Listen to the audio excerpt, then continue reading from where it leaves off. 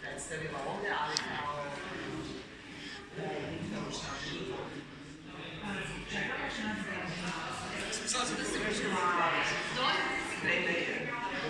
vremenje stvari da se probudimo, da prestanemo da se bojimo, da verujemo, spoznamo, povežemo se sa zemljom, sa majkom zemljom, ocem suncem. Unutra imam želja, radim, stvaram, kreiram svakodnevno. Na izložbu u galeriji Kruševca došao je mnogi narod.